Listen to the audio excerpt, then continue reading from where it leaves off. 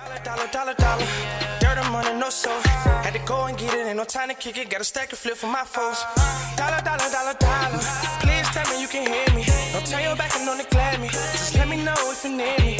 Dollar. Let me watch out for my partners. Keep my money long, get my team strong. Let me run away from my problems. Yup, what's good, original crew, man? We're back. Hey, man, we're back today, man. We got another Ballen, because we fly high. No lie. We're back with another Ballen, man. We got her killer tried to burn the evidence and failed. I need you to write all the notes today, Cee. Unfortunately, I'm out of commission today, y'all. But it's going to be all right.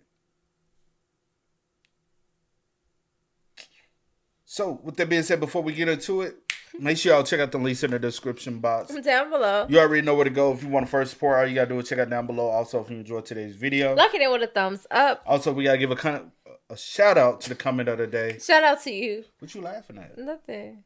You think something funny? Huh? What's the title? All the evidence and failed. All right, too big. Okay, let's get into it. And act right. I am. You're the one.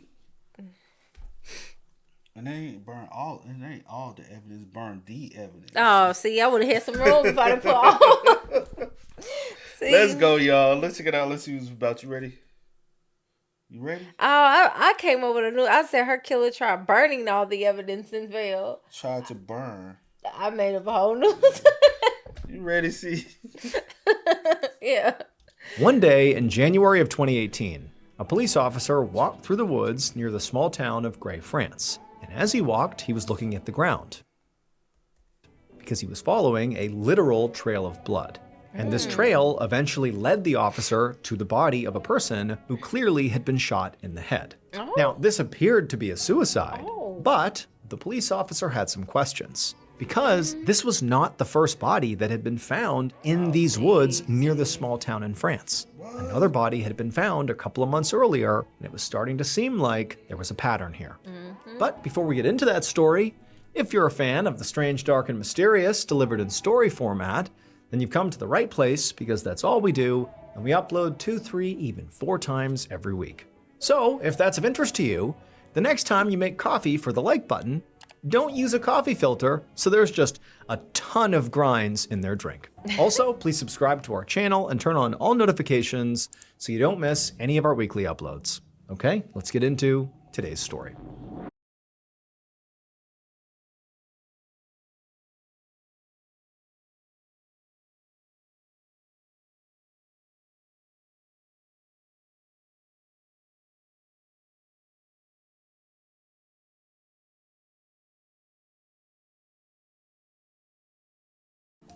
At around 5 p.m. on the evening of October 27, 2017, a 29-year-old woman named Alexia drove her car down a cul-de-sac in the small, quiet town of Gray, France.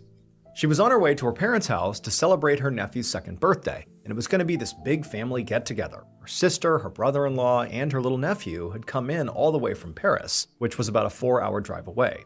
But Alexia realistically had mixed feelings about seeing them all tonight. So Alexia had been going through a pretty hard time recently. She and her husband of 13 years, Jonathan, had been trying to get pregnant, and so she'd done several rounds of fertility treatments, which had thrown her hormones completely out of whack and seemed to affect her a lot more than was typical for most women. And then finally, when all that had led to her actually getting pregnant, she unfortunately had miscarried just a couple of months ago. And so even though Alexia loved her sister's family and got along with them really well, her miscarriage was still really fresh in her mind, and she just knew it was going to be very difficult for her to be around her young nephew. It was just a reminder of what she had lost. Now, Alexia came to a stop outside of a gated driveway at the end of the cul-de-sac, and she rang the intercom. And then when the gate opened up, she drove up the driveway toward a nice house with a very well-kept garden. She parked her car in the driveway behind her father's white van, and then got out of her car. She grabbed a wrapped present out of the back seat, along with a couple of desserts that she'd made, carried them up to the house, and rang the doorbell. And a few seconds later, her mother, Isabelle Fouillot, answered the door with a big smile and led her into the dining room where Alexia's father, Jean-Pierre, sat at the table, talking with Alexia's brother-in-law, Gregory, and also her sister, Stephanie. They all stood up and they greeted her, and then as Alexia began to explain that her husband Jonathan was running late and he'd be here later in a separate car because the job he'd been working that day as an electrician had run long, as she was saying all that, Alexia heard the sound of little feet making their way towards her. A moment later, her 2-year-old nephew, James, ran around the corner and threw his arms around Alexia's legs. And surprisingly, to Alexia's relief, she didn't feel sadness. All she felt was happiness. And so she bent down and scooped him up and gave the boy a big hug, and then she also handed him his birthday present. Eventually, the group settled in for dinner, and for a while, all of Alexia's worries just kind of faded away. She was really close with everybody at the table, especially her mother and her sister Stephanie, and being around them always put her in a good mood. Alexia's husband, Jonathan, finally arrived sometime around 8:30, and he, along with the rest of the group, had a wonderful night, eating and drinking and chatting. After dinner was cleaned up, Alexia's father did go to bed, but everybody else stayed up, and they all just continued having this nice time until around 11 p.m., when Alexia said it was really time for her and Jonathan to head home. They both had early mornings ahead of them. Jonathan had some errands to run in the morning, and Alexia was hoping to get a workout in. A few minutes later, on the drive home, Alexia sat in the passenger seat of Jonathan's car. She'd left her own car at her parents' house because she'd been drinking, and she was planning to pick it up when they came back the next day. Alexia and Jonathan's house was on a quiet residential street, only about a mile away from Alexia's parents' house. And as they made their way down the road, Alexia glanced out the window at a particular house that was just up the street from where they lived. And as she looked at it, she frowned. The neighbor who lived in that house had an adult grandson who had been harassing Alexia all summer. He'd been obsessed with her and would call and text her constantly, to the point where Alexia didn't feel safe even going out for a jog around the block when she was by herself. Now, fortunately, the harassment had stopped a couple of months ago, but only because the man had been committed to a mental hospital. But Alexia didn't really know how long it would be until he got out again, or if he'd already been released. She didn't know, so it just sort of felt like a reprieve, not a long-term solution. But on this night at least, there was nobody peering out at her from the neighbor's window. A minute later, their car pulled into their garage, and Alexia and Jonathan got out. And as Alexia went from the garage into the main house, she passed by a treadmill in the corner of the garage, which had broken down a few weeks ago. She asked Jonathan if he'd gotten around to fixing it yet, and he said no. Alexia just sighed. It was supposed to be a very cold and gloomy morning the next day, and so it looked like she was going to have to run outside. The following morning, around 11 a.m., Jonathan walked up to the door of Alexia's parents' house and rang the doorbell. And as he did, he sort of gave a worried look over his shoulder at Alexia's car, which was still parked where they'd left it the night before. Jonathan took a deep breath and tried not to show how anxious he felt as Alexia's mother, Isabel, answered the door. And then, in a very shaky voice, Jonathan said hello and asked her if she'd seen or heard from her daughter recently. And when Isabel said she had not, Jonathan completely lost his composure. He said that morning Alexia had gone out for a jog, but not come back, and now he was starting to get really worried. He explained that he'd tried texting Alexia, but she still hadn't answered, and by this point, she should have been home a long time ago, so something was wrong. A moment later, Jonathan saw Stephanie and Gregory coming out of the guest room with very concerned looks on their faces.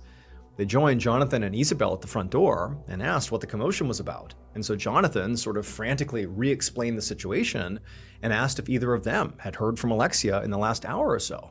But they shook their heads and said they hadn't. But Stephanie showed Jonathan that she had received a text from Alexia at 9:30 that morning, just to say that she was going out for this jog. But after that, none of them had received any texts or calls from Alexia. Jonathan was crying at this point, and so Alexia's family tried to assure him that, Alexia would probably just show up at the house any minute here, like nothing's going on. I'm sure she's just running late. And Jonathan, he wanted to believe this, but this was completely unusual. Like, this was not normal for Alexia to be gone for this long without being in touch. It just didn't make sense.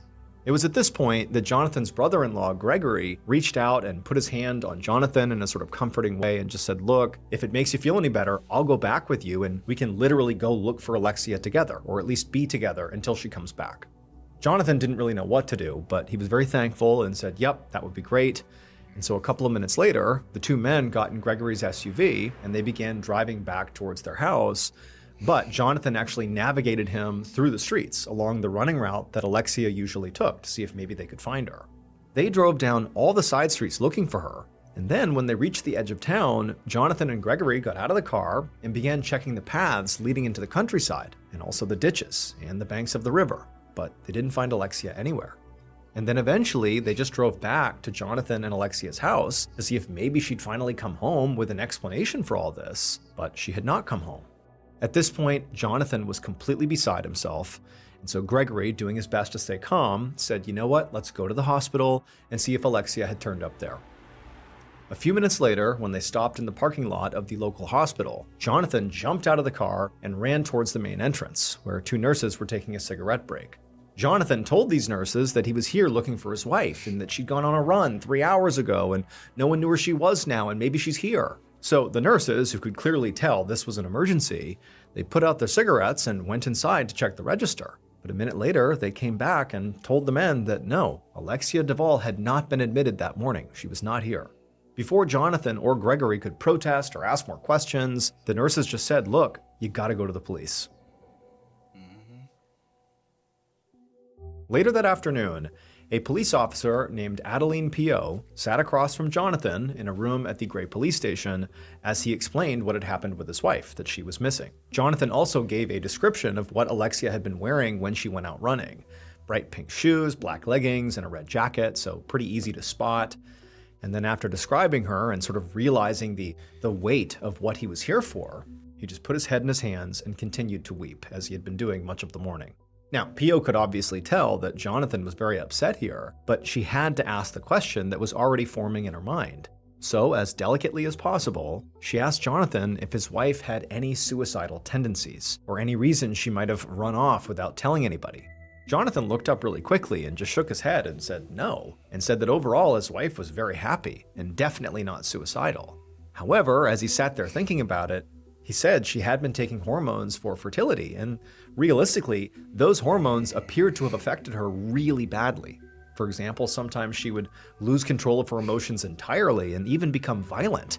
Or in other instances, he said that she would even have memory lapses, where she wouldn't even know what she was doing when she was doing it. It was like she had become this different person. P.O. nodded and just listened to Jonathan and wrote down everything he was saying. And then when he was done, she followed up and said, "Can you think of anybody who might have had a problem with Alexia?" And for a moment, Jonathan just sat there in silence, kind of mulling over the question. And then suddenly his eyes went wide, like he had just realized something. He told P.O. that they had a neighbor who had been completely obsessed with Alexia earlier that year. He said his name was Arnaud, and he'd been obsessively calling and texting her so many times that Alexia had actually had to block his number, and had actually talked about how she was fearful of going out alone because of this neighbor. But I thought about something. Wouldn't it make sense for him to go to... Because the mom said she received a text message that she was going out for a run. The sister. The sister. At 9:30. She texted her at 9:30 and said this, yeah. So, wouldn't it make sense for him to go to her trail? Or she normally runs? They did. Oh, my bad. Him and Gregory went and checked. Yeah, my bad. Yeah, checked the route she normally runs. he talked about how she was fearful of going out alone because of this neighbor. But just a couple of months earlier, he had been sent to a psychiatric hospital, and because he was literally removed from the neighborhood, the harassment had stopped. But Jonathan said they were kind of worried that at some point he would come back and then he would be a problem again. And realistically, Jonathan said he could be home now. I just don't know. I don't know where he is. P.O. was obviously very intrigued by this. And so after this interview was over with Jonathan, she and her investigative team began digging into this Arnaud guy to see where he was and what was going on with him. And pretty quickly, they discovered that while Arnaud had gone to that psychiatric hospital, that was true, he was not there anymore. He had been released. And so that night, another officer with the Gray Police knocked on the door of Arnaud's mother's house, where Arnaud was staying, which was about an hour away from Alexia and Jonathan's house. After the officer knocked, a middle-aged woman answered the door. And when the officer asked if she was Arnaud's mother, she said she was. The officer looked past her, and he could see there was this disheveled-looking young man sitting right inside. And he asked the mother if that was Arnaud. And again, the woman said yes. At this point, the officer asked the mother if he could come inside, because he said he needed to speak privately with her son. The mother and Arnaud in the background both seemed very confused by this, but after a minute, they both agreed, and the officer came inside. And so the officer went inside the house and sat down in the living room with Arnaud, while Arnaud's mother went to the kitchen to give the men some privacy. And then once the mother was gone, the officer looked at Arnaud and just said he had some questions about Alexia Duvall. Arnaud immediately looked down at this question, like he was embarrassed and couldn't even look at the officer. But then he looked back up again and told the officer that he had bipolar disorder, and sometimes when he was in a manic state, he acted inappropriately towards women, including Alexia. The officer followed up about all those messages that apparently Arnaud had sent to Alexia that summer, like what was going on with that. And Arnaud admitted that he had done that, but he insisted it really was no big deal. He said that he and Alexia knew each other because they had been neighbors at one point, and they'd also hung out in a group setting once. And so him being in touch with her was not totally weird, like they had a real connection. But Arnaud clarified that when Alexia told him to stop contacting her, he did. And that was the end of it. But this caught the officer's attention, because according to Alexia's husband, Jonathan, the only reason that all the calls and texts had stopped was because Alexia literally had to block Arnaud's phone number. So the officer just cut to the chase here and told Arnaud that Alexia was missing.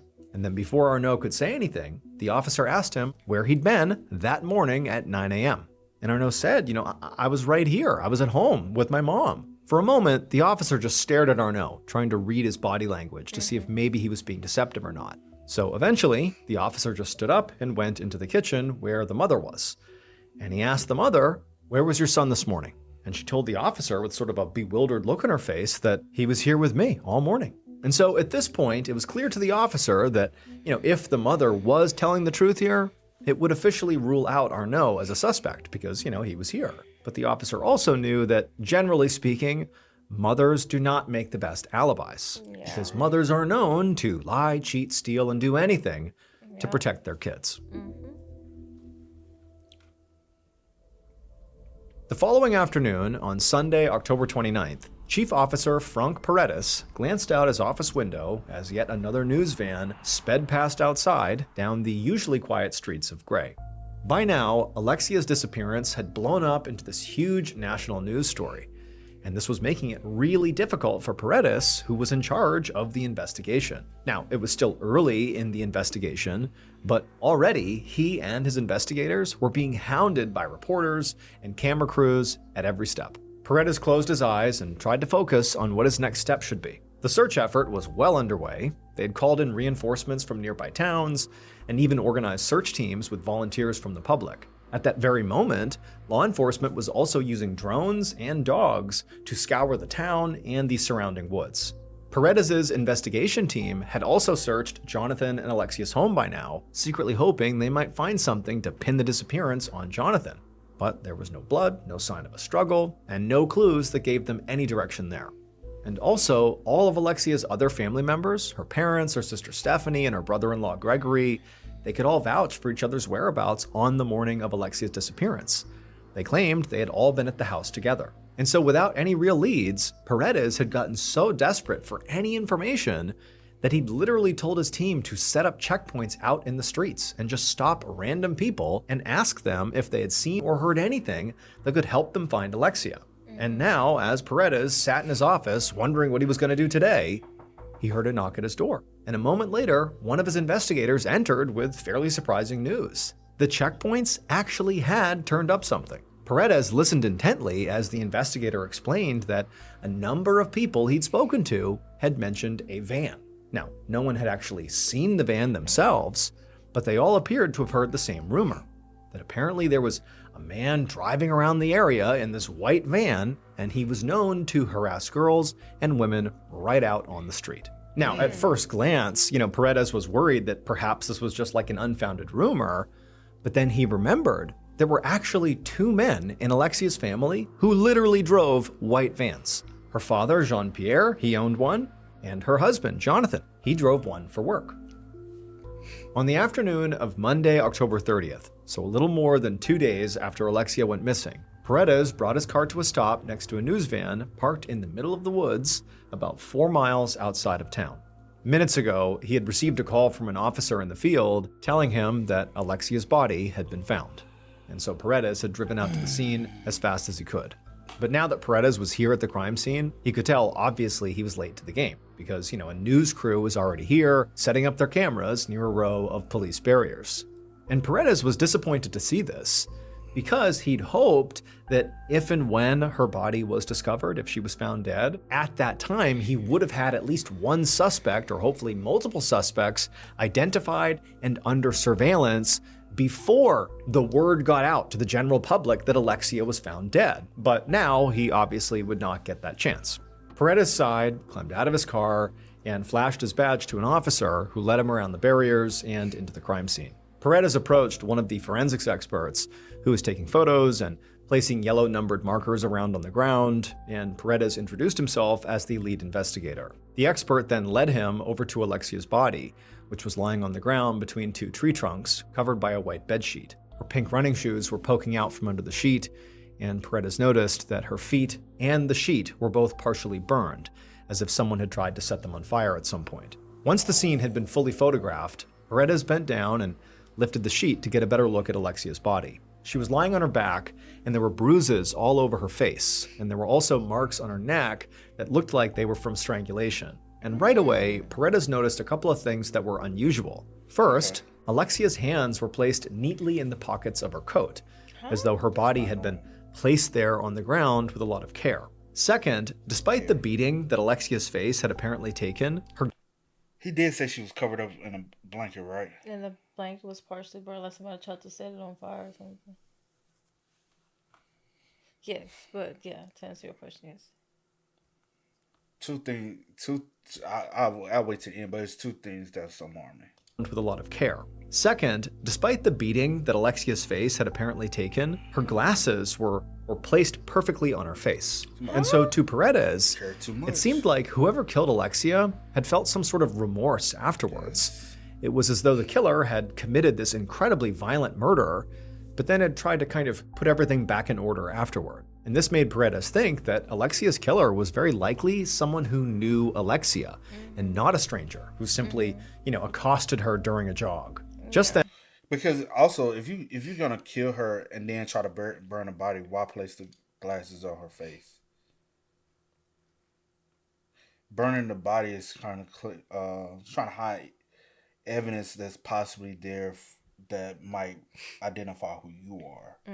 That's how I look at that. So Alexia, and not a stranger who simply, accosted her during a jog. Just then, Paredes heard somebody call his name, and he stood up to take a look. Nearby, there was a forensics tech that was waving him over.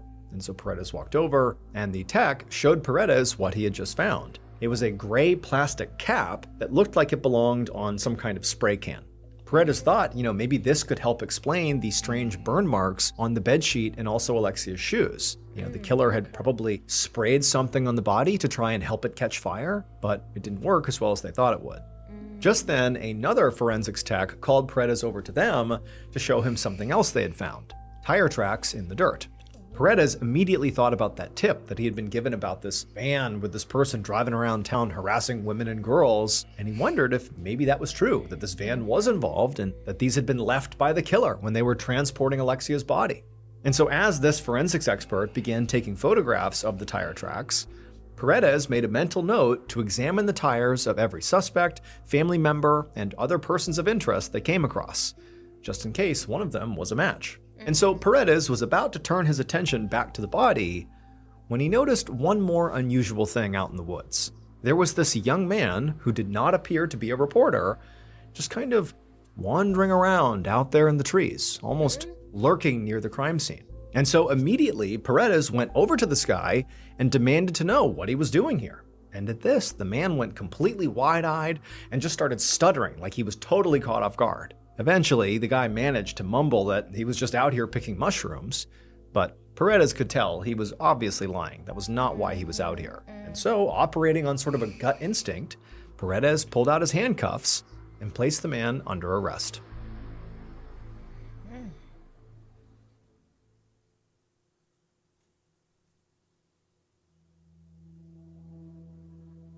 Later that same afternoon, just hours after Alexia's body had been discovered in the woods outside of town, Paredes sat down at a table at the Gray police station across from this suspicious young man he just arrested for lurking near the crime scene for no clear reason. And Paredes was pleased. I mean, he'd only been in charge of what was now a murder investigation for a couple of hours. And here he was about to speak to a legitimate suspect, really like the first suspect, who was in custody. But as soon as Paredes actually began speaking to this suspect, he realized that the young man's stutter was not really a sign of him being nervous.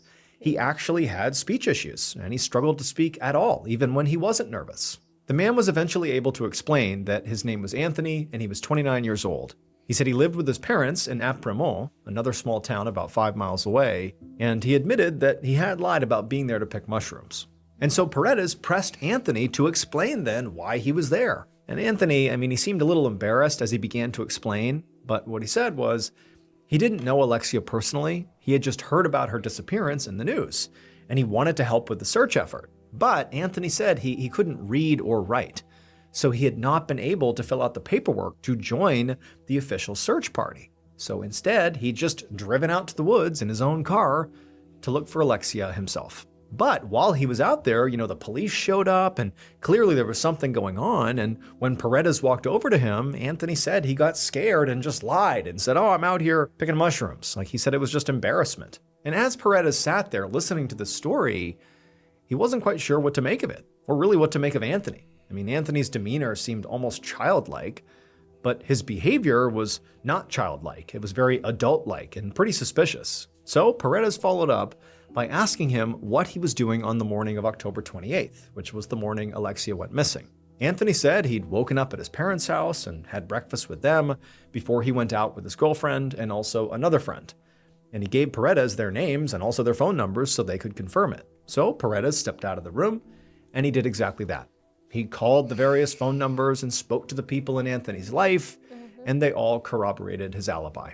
So despite how suspicious Anthony had been acting, Paredes had no choice but to let Anthony go. A week later, on November 5th, a march was organized in Alexia's honor. 10,000 people turned out to show their support for Alexia's family and also to protest violence against women. And hidden among this huge crowd was a pair of police officers who'd been assigned to follow Alexia's husband, Jonathan Duvall. At this point, Jonathan really was looking like the most obvious suspect. Ain't this Jonathan right here? Right here? Or is that somebody else? He right here. Oh, okay. That's my bad. Crowd was a pair of police officers who'd been assigned to follow Alexia's husband, Jonathan Duvall. At this point, Jonathan really was looking like the most obvious suspect since he was the husband and also the last person to see Alexia alive.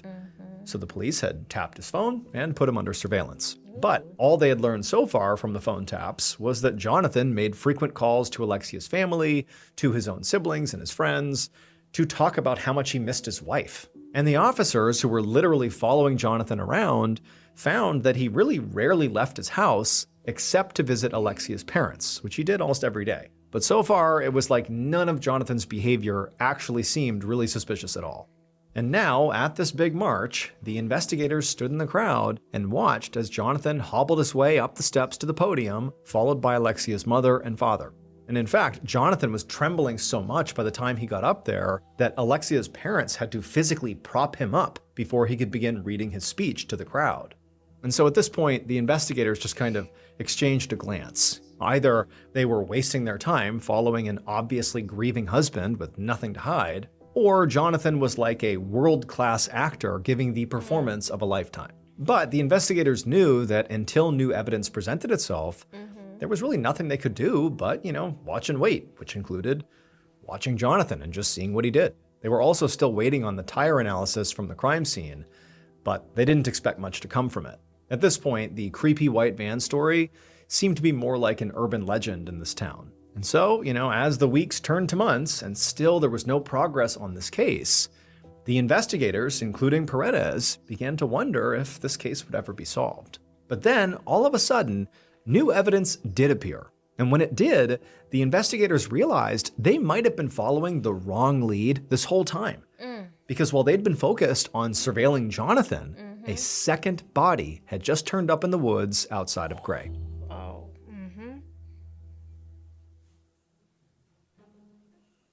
On the evening of Saturday, January 6th, 2018, Chief Officer Paredes was at his desk, poring over the evidence that had been flooding in all day. The new victim, whose body had been found earlier that same day in the woods, very close to where Alexia's body had been found, was a 38-year-old father of 3. He looked to have died from a gunshot wound to the head, although, according to the autopsy report, the man had a blood alcohol level of almost 0.4%, which is huge. I mean, that can be fatal on its own, or at the very least, knock somebody unconscious. Investigators had found gunpowder on the man's hand, so for now, they were treating his death as a suicide. But the more Paredes looked into the evidence, the less convinced he became that he was looking at a suicide. Because, a gun had been found at the scene, but it had not been located very close to the dead man's body. In fact, the gun was found 130 feet away from the body in a trash can. The only explanation would be he shot himself and then put the gun in the trash can and then somehow wandered 130 feet away before collapsing and dying. That was possible, albeit highly unlikely. Being shot in the head typically is immediately incapacitating or lethal, but it is possible he could have shot himself and lived long enough to travel the 130 feet. It just seemed very unlikely. So now Paredes sat back in his chair and just tried to think. It was strange enough to have 2 violent deaths in this same quiet town, let alone to have the bodies be found basically in the exact same spot in the surrounding woods. It just seemed too coincidental not to be looked into. So he had to wonder, maybe there was a connection between this man's death and Alexia's. But later that same month, as Paredes scanned over a document that had just arrived from the crime lab, he wasn't thinking about that second body in the woods anymore. Because this new document in his hands was an expert analysis of those tire tracks that had been found in the woods near Alexia's body. And the analysis showed that there was a tiny defect in the tread of one of the tires. And this defect was so specific that the experts had been able to determine exactly which vehicle left those tracks in the woods. And this vehicle just so happened to be a white van. Paredes felt his pulse quicken as he kept on reading, and a moment later, he reached for his phone and he called his supervisor to tell him the good news. He knew the identity of Alexia's killer. Based on that tire track analysis and also other evidence, including an eventual confession from the killer, this is how police believe Alexia Duvall was killed. Damn. The killer was almost blind with rage. They slammed Alexia's head against a nearby wall and then hit her over and over again. And then they wrapped their hands around her neck and they squeezed for so long, they lost track of time. They were just crushing her neck. And then finally, they couldn't feel her pulse under their fingers anymore. Then, looking down at Alexia's motionless body on the ground, they realized the severity of what they had just done. And so the killer, in a panic, crouched down next to her and actually tried to wake her up. But it was too late, she was dead. And so now they're really panicking. They thought about maybe killing themselves out of guilt, but they were too scared to go through with it. So instead, they hatched a plan to get rid of Alexia's body. The killer very carefully put Alexia's glasses back on her face, and then they lifted her up and they carried her body out to their vehicle. Then they drove out to the woods and dragged her body by the feet to a secluded spot deep in the trees where they hoped nobody would ever find her. They covered Alexia's body in a sheet, and then they sprayed the sheet with this foam that they thought was flammable, hoping that once they lit it on fire, it would help, dispose of the body. But when they got their lighter out and held the flame to the sheet, it didn't really work. And so finally, when it was clear they were not going to be able to burn the body here, the killer just left her there and then drove away in their white van, getting home in time to dispose of all the evidence, take a shower, and start the next phase of the cover-up, which was to knock on Alexia's mother's door in a fake panic, asking if anybody had seen her daughter. Because Alexia's killer was her own husband, Jonathan. It turns out Alexia never even went for a run on the morning of October 28th. She was murdered the night before, after she and Jonathan had gotten back from her parents' house. They had gotten into a big fight, which obviously resulted in her death. From the outside, Jonathan and Alexia appeared to be a very happy couple, but in reality, they'd been arguing more and more often, primarily because they were not able to have a baby. It was causing a lot of friction in their marriage. And so on the night of October 27th, in the middle of this horrible fight they're having, Jonathan grabbed his keys and tried to leave, but Alexia told him to stop running away from their problems and tried to literally take the keys from him. And according to Jonathan, that's when he just snapped and he killed her. And then he used his work van to dispose of the body. As for that second body that was found in the woods months later, that was determined to be a suicide and completely unrelated to Alexia's death. Jonathan was arrested on January 28, 2018, and 2 days after his arrest, he confessed to the murder. At the end of his trial in 2020, he was convicted and sentenced to 25 years in prison. That's all? Different country. I don't know how they operate. Wow, it's 25. For all of that. He look young, so he look like he'll be... Right? I don't know. But yeah. I'm going to tell you a couple factors that... just from us doing so many crimes, right? There's so many patterns that shows. The text message came from him. He had to let somebody know that, hey, I'm going out for a morning job. Because I'm like, is that like the norm? Does she text you Yes. every time she's going out to let you know she's going for a run? True. You know what I'm saying? Don't know if that's the norm. I'm finna tell you another thing. The fact that he put the placement of the hands, covering her up, and putting the glasses on her face, does show remorse. So typically they say, hey, one way they can tell if someone is killed by a loved one is the way that they cover them up after the fact, because they can't view the body. It's like they have shame and they can't see what they have done. And so they like to cover it up so they won't look. So, yeah, he covered her up. He never probably looked at her body. He made sure he placed her properly in the van. And he was like, I can't look at her in that state. You know what I'm saying? So, but also, I don't know if it was premeditated as well. That he probably had been thinking about this for a minute. For one, it's the fact that you didn't even fix the treadmill. Did you not want to fix the treadmill so appear that she had to go on her run? Because the question would be, why would she go on a run if the treadmill is fixed? You get what I mean? Yeah. But I guess the treadmill, because when he brought it up, I guess it's a possibility the treadmill had nothing to do, you know what I'm saying, with the setup of it.